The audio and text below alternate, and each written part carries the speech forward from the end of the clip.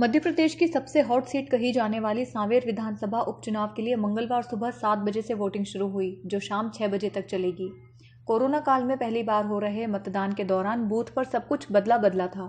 यहां पर वोट डालने वालों को इस बार कई प्रक्रियाओं से होकर गुजरना पड़ा। सबसे पहले मतदाताओं के हाथ सैनिटाइज करवाए गए, इसके बाद थर्मल स्कैनिंग हुई। अंत में एक हाथ में ग्लव्स पहनाया गया और फिर मतदान के लिए भीतर भेजा गया। भीतर पहुंचने के बाद पर्ची मिलान के बाद हस्ताक्षर और दाएं हाथ में ग्लव्स होने से बाएं हाथ में स्याही लगाई गई। अंतिम में मतदाता ईवीएम तक पहुंचा और अपने मताधिकार का प्रयोग किया। इस बार सांवेर से 13 प्रत्याशी मैदान में हैं।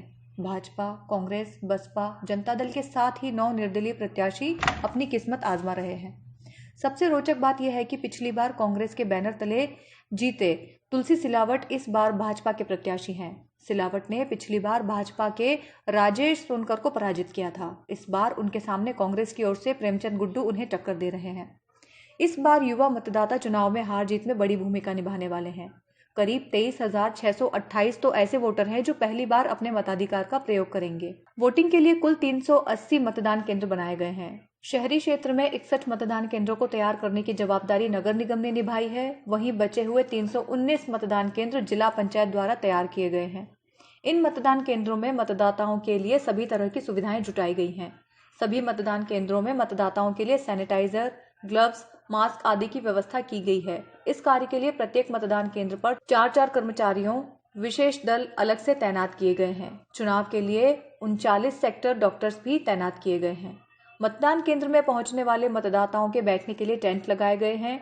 सभी मतदान केंद्रों में पंखा, विद्युत व्यवस्था, पेयजल, टॉयलेट आदि व्यवस्था की गई है। इस बार 494 मतदान दल पूरी व्यवस्था को संभाल रहे हैं। मतदान केंद्रों पर 1976 मतदान कर्मियों को लगाया गया है। 39 सेक्टर अधिकारी पूरी मतदान व्यवस्था का नियंत्रण कर रहे हैं। मतदान के दौरान सुरक्षा के लिए 1200 पुलिस अधिकारी और पुलिस कर्मचारी लगाए गए हैं।